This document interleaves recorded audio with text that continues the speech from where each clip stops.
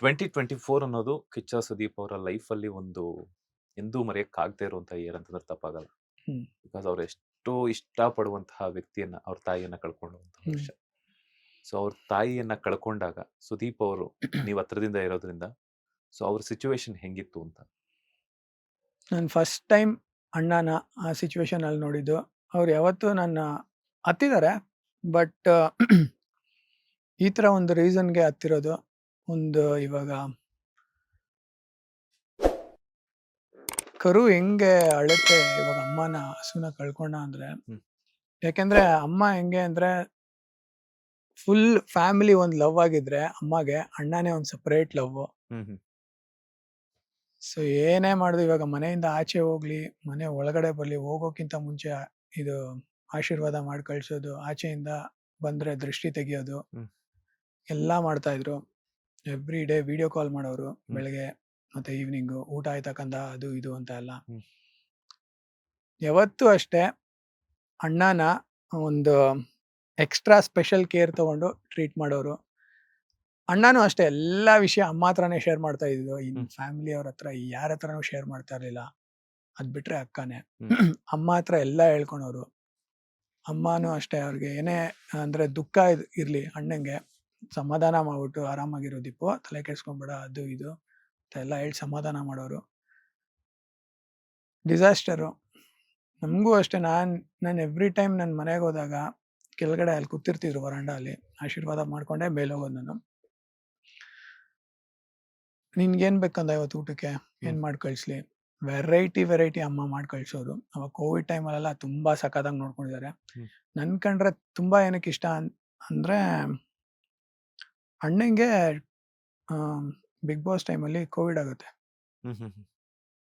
ಸ್ವಲ್ಪ ಒಂಥರ hospital admit ಮಾಡ್ಬೇಕು ಅದು ಇದು ಅಂತ ಎಲ್ಲ ಸಿಚುವೇಶನ್ ಬರುತ್ತೆ. ಸೊ ಯಾರು ಹೋಗಕ್ ರೆಡಿ ಇಲ್ಲ ಅಣ್ಣನ ಜೊತೆ. ಸೊ ಅಣ್ಣನ ಜೊತೆ ಒಬ್ರು ಇರ್ಬೇಕು. ಅಣ್ಣ ನಾನು ಬರ್ತೀನಿ ಅಂತ ಹೇಳ್ದೆ ನಾನು. ಹೌದಾ ರೆಡಿ ಹೋಗೋಣ ಅಂದ್ಬಿಟ್ಟು ಹಾಸ್ಪಿಟ್ಲಲ್ಲೇ ಇದ್ಬಿಟ್ಟು ಚೆನ್ನಾಗಿ ನೋಡ್ಕೊಂಡು, ಅವಾಗ ನನಗೆ ಕೋವಿಡ್ ಆಗಿಲ್ಲ, ಅಣ್ಣಂಗೆ ಕೋವಿಡ್ ಆಯ್ತು. ಸೊ 1 ವೀಕ್ 10 days ಚೆನ್ನಾಗಿ ನೋಡ್ಕೊಂಡು, ಪಾಪ ನಿದ್ದೆನೆ ಮಾಡ್ತಾ ಇರ್ಲಿಲ್ಲ. ಅಂದ್ರೆ ಬೈಕ್ಗೆ ಕೋವಿಡ್ ಏನು ಅಂತ ಗೊತ್ತಿಲ್ವಲ್ಲ. ಹೌದು. ಸೊ ಬೈಕ್ ನಿದ್ದೆನೆ ಮಾಡ್ತಾ ಇರ್ಲಿಲ್ಲ ಪಾಪ. ಸೊ ಎಲ್ಲ ಮಸಾಜ್ ಎಲ್ಲ ಮಾಡಿ ಚೆನ್ನಾಗಿ ನೋಡ್ಕೊಂಡು ಈ ರಿಕವರ್ಡ್ ವೆಲ್ ಅಂಡ್ ನಾವು ಬಂದ್ವಿ ಮನೆಗೆ. ಸೊ ಅದೊಂದು ವಿಷಯಕ್ಕೆ ಅಮ್ಮಂಗೆ ತುಂಬಾ ನನ್ನ ಮೇಲೆ ಪ್ರೀತಿ ಜಾಸ್ತಿ. ಎವ್ರಿ ಡೇ ಕಾಲ್ ಮಾಡಿ ಕೇಳೋರು, ಅಣ್ಣ ಹೆಂಗಿದ್ದಾರೆ ಬರಲ್ಲ ನಾನು. ಇಲ್ಲ ಅಮ್ಮ ಆರಾಮಾಗಿರಿ, ನಾನು ನೋಡ್ಕೊಂತಾ ಇದೀನಿ ಅಂತ ಹೇಳ್ಬಿಟ್ಟು ಸಮಾಧಾನ ಮಾಡ್ತಾ. ಇವನ್ ಅಕ್ಕನೂ ಕಾಲ್ ಮಾಡೋರು ಹೈದರಾಬಾದಿಂದ, ಬರ್ಲೇನೋ ನಾನು ಅದು ಇದು ಅಂತ. ಬೇಡ ಆರಾಮಾಗಿರಿ ನಾನು ನೋಡ್ಕೊಂತೀನಿ ಅದು ಇದು ಅನ್ಕೊಂಡು ನಾನು ಹೇಳ್ಬಿಟ್ಟು ಎಲ್ಲರಿಗೂ ಸಮಾಧಾನ ಮಾಡ್ತಿದ್ದೆ. ಸೊ ಅದೊಂದು ವಿಷಯಕ್ಕೆ ದೀಪು ಜೊತೆ ಕಷ್ಟದ ಟೈಮಲ್ಲಿ ಇದ್ನಲ್ಲ ಇವನು ಅಂದ್ಬಿಟ್ಟು ನಾನು ಹೇಳಿದ್ನಲ್ಲ ಗರ್ಲ್ ಫ್ರೆಂಡ್ ಹೆಂಡತಿ ಅದು ಅಣ್ಣ ನನಗೆ ಟ್ರೀಟ್ ಮಾಡೋದು. ಮನೆಯವರೆಲ್ಲ ಮನೆ ಮಗ ತರ ಟ್ರೀಟ್ ಮಾಡ್ತಾರೆ ನಂಗೆ. ಸೊ ಇದೊಂದೇ ವಿಷಯಕ್ಕೆ. ಸೊ ಅಣ್ಣ ಹೆಂಗ್ ಗೊತ್ತಾ, ಅಣ್ಣ ಆಗ್ಲಿ ಅಮ್ಮ ಆಗ್ಲಿ 3 ಜನ ಮರೆಯಲ್ಲ ಲೈಫಲ್ಲಿ ಯಾವತ್ತು. ಒಂದು ಡಿಫಿಕಲ್ಟ್ ಸಿಚುವೇಶನ್ ಅಲ್ಲಿ ಬಿಟ್ಟೋದವ್ರನ್ನ, ಇನ್ನೊಂದು ಡಿಫಿಕಲ್ಟ್ ಸಿಚುವೇಶನ್ ಅಲ್ಲಿ ಇರೋರ್ನ, ಇನ್ನೊಂದು ಡಿಫಿಕಲ್ಟ್ ಸಿಚುವೇಶನ್ಗೆ ತಳ್ಳೋರ್ನ. ಈ 3 ಜನನು ಅಣ್ಣ ಮತ್ತೆ ಅಮ್ಮ ಮರೆಯಲ್ಲ. ಸೊ ಕಷ್ಟ ಟೈಮಲ್ಲಿ ಇದ್ದೆ ಅಂತ ನನಗೆ ಆ ಸ್ಥಾನ ಕೊಟ್ಟು ಇಟ್ಟಿದ್ದಾರೆ.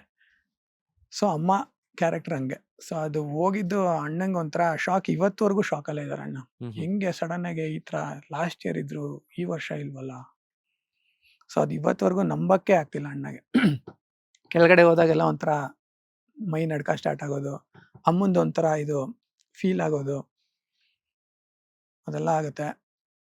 ಸೊ ಆ ದಿನ ಹತ್ತಿದ್ದು ನಾನು ಇದುವರೆಗೂ ನಾನು ನೋಡೇ ಇಲ್ಲ ಆ ಥರ ಹತ್ತಿದ್ರು. ಏನಾಗಿತ್ತು ಅಮ್ಮನಿಗೆ?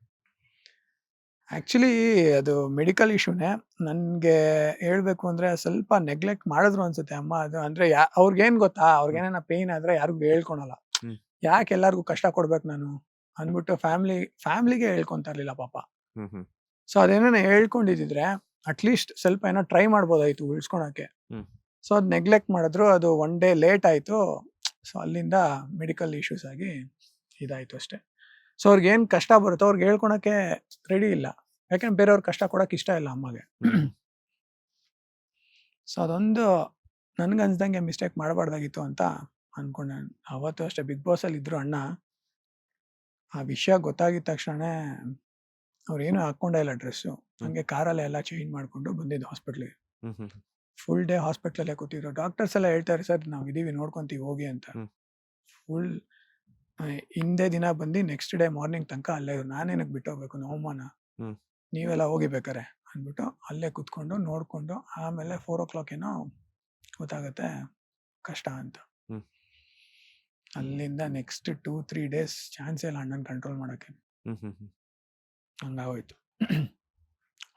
ಇನ್ನೊಂದು ಅಣ್ಣಂಗೆ ಇನ್ನೊಂದೇನು ಕೊರಗು ಅಂದರೆ, ಅವಾಗ ಮ್ಯಾಕ್ಸ್ ಕಂಪ್ಲೀಟ್ ಆಗಿತ್ತು. ಅಮ್ಮ ಎಷ್ಟೋ ಸತಿ ಕೇಳ್ಕೊಂಡ್ರು ಮ್ಯಾಕ್ಸ್ ತೋರಿಸು ಮೂವಿ ನನಗೆ ಅಂತ. ಹ್ಮ್. ತೋರ್ಸೋಕ್ಕೆ ಆಗಿಲ್ಲ.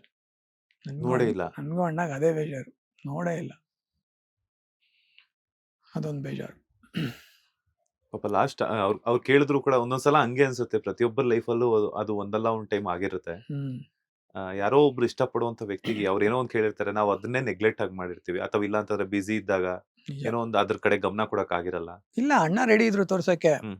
ಈ ಕಡೆ ಪ್ರೊಡಕ್ಷನ್ ಕಡೆಯಿಂದ ಅದು ಇನ್ನೂ ಕರೆಕ್ಟ್ ರೆಡಿ ಆಗಿರ್ಲಿಲ್ಲ, CG Okay, okay. ಬಂದಿರ್ಲಿಲ್ಲ, ಎಫೆಕ್ಟ್ಸ್ ಏನು ಹಾಕಿರ್ಲಿಲ್ಲ. ಅದಕ್ಕೆ ಫುಲ್ ಎಲ್ಲ ಕಂಪ್ಲೀಟ್ ಆದ್ಮೇಲೆ ತೋರ್ಸೋಣ. ಪ್ರೊಡ್ಯೂಸರ್ ಕಡೆಯಿಂದ ಸ್ವಲ್ಪ ಇಶ್ಯೂಸ್ ಇತ್ತು. ಹ್ಮ್. ಸೊ ಅದರಿಂದ ತೋರ್ಸಕ್ಕಾಗಿಲ್ಲ ಅಷ್ಟೇ. ಅಣ್ಣ ರೆಡಿ ಇದ್ರು ತೋರ್ಸಕ್ಕೆ. ಹ್ಮ್.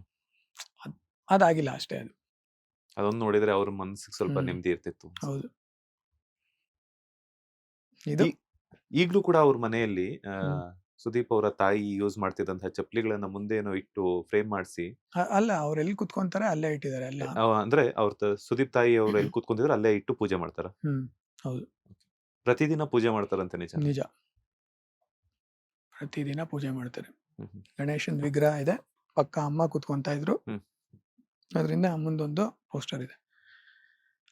ಫೋಟೋ ಹಾಕಿ ಡೈಲಿ ಪೂಜೆ. ಡೈಲಿ ಪೂಜೆ ಮಾಡ್ತಾರೆ. ಅವ್ರು ಕುತ್ಕೊಳ್ಳೋ ಚೇರು ಮತ್ತೆ ಚಪ್ಪಲಿ ಎರಡು. ಯಾವತ್ತಾದ್ರೂ ನಿಮ್ಮ ಹತ್ರ ಏನಾದ್ರು ಶೇರ್ ಮಾಡ್ತಿದ್ರಾ ತಾಯಿ ಬಗ್ಗೆ ಸುದೀಪ್ ಅವರು? ತಾಯಿ ಅವರನ್ನ ಕಳ್ಕೊಂಡ್ಮೇಲೆ ನಂಗೆ ಅದೇ ಅದರಿಂದ ಓವರ್ಕಮ್ ಮಾಡೋಕ್ಕಾಗಿಲ್ಲ, ಅದೊಂದು ಶೇರ್ ಮಾಡ್ತಾ ಇದ್ರು. ಹ್ಮ್. ಆಮೇಲೆ ಸ್ವಲ್ಪ ಅಂದ್ರೆ ತುಂಬಾ ಸೈಲೆಂಟ್ ಆಗ್ಬಿಟ್ಟಿದ್ರು. ಹ್ಮ್. ಒಬ್ಬೊಬ್ರೆ ಟೈಮ್ ಸ್ಪೆಂಡ್ ಮಾಡೋರು. ಅವಾಗ ನಾವು ಹೋಗ್ತಾ ಇದ್ವಿ ಅಷ್ಟೇ. ಬಟ್ ನಿದ್ದೆ ಕರೆಕ್ಟಾಗಿ ಮಾಡ್ತಾ ಇರ್ಲಿಲ್ಲ. ಒಂದೊಂದು 3 months ಒಂಥರ ಕಾಡ್ತಾ ಇತ್ತು ಅವ್ರಿಗೆ. ಹ್ಮ್. ಇವಾಗ ಸ್ವಲ್ಪ ಪರವಾಗಿಲ್ಲ. 100% ಅಲ್ಲಿ ಒಂದು 40-50% ಸರಿಯಾಗಿರ್ಬೋದು. ಬಟ್ ಇನ್ನ ಅದು ಫಾರ್ ಎವರ್ ಸರ್. ಅದು ನಿಜವಾಗ್ಲೂ ಅದು ಆ ಪ್ರೀತಿ ತಿರ್ಗಾ ಮತ್ತೆ ಸಿಗಲ್ಲ ಅವ್ರಿಗೆ. ಅವ್ರು ಕೇಳ್ಕೊಂಡ್ರು ಸಿಗಲ್ಲ ಆ ಪ್ರೀತಿ. ಹ್ಮ್. ಕಷ್ಟ. ಲೇಟೆಸ್ಟ್ ಹಾಗೂ ಇಂಟ್ರೆಸ್ಟಿಂಗ್ ಸುದ್ದಿಗಳಿಗಾಗಿ ಬಾಸ್ ಟಿವಿ ಕನ್ನಡ ಚಾನೆಲ್ನ ಸಬ್ಸ್ಕ್ರೈಬ್ ಮಾಡಿ. ಹಾಗೆಯೇ ಬೆಲ್ ಐಕಾನ್ ಪ್ರೆಸ್ ಮಾಡಿ. ಇದರ ಜೊತೆಗೆ ಫೇಸ್ಬುಕ್, ಇನ್ಸ್ಟಾಗ್ರಾಮ್, ಎಕ್ಸ್ನಲ್ಲೂ ಮಿಸ್ ಮಾಡದೆ ಫಾಲೋ ಮಾಡಿ.